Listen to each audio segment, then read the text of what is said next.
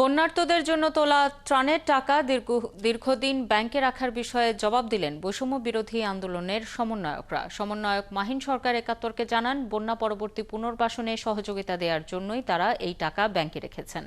দ্রুত সময়ের মধ্যে একটি অডিট রিপোর্ট প্রকাশ করে এই টাকা দান করা হবে বলে জানিয়েছেন তিনি। এদিকে ত্রাণ সামগ্রী বিলি না করে ফেলে রাখার বিষয়টিকে গুজব বলে দাবি করেছেন এই সমন্বয়ক। ইশতিয়াক ইমনের রিপোর্ট। বন্যায় ক্ষতিগ্রস্ত ১১টি জেলার মানুষের জন্য গেল ২২ আগস্ট থেকে টিএসসিতে গণত্রাণ সংগ্রহ কর্মসূচি শুরু করেছিল বৈষম্য বিরোধী ছাত্র আন্দোলনের শিক্ষার্থীরা।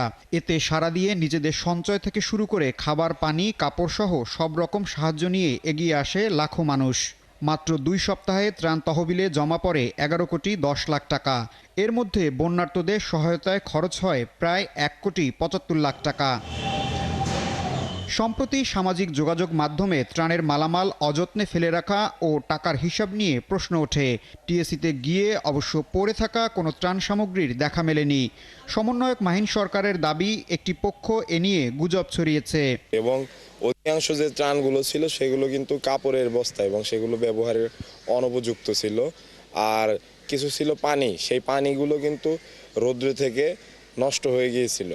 তো এই কারণে সেগুলো বাইরে ছিল, পরবর্তীতে সেগুলো সরানো হয়।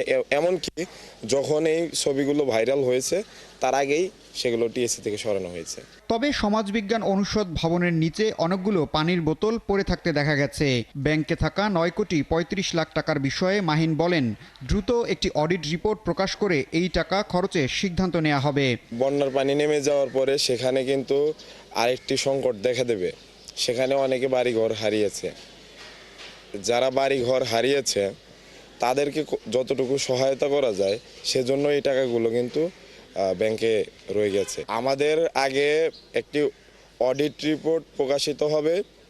সেই অডিট রিপোর্টে আয় ব্যয়ের যে পরিপূর্ণ হিসাব, সেই হিসাব জনগণের সামনে তুলে ধরা হবে।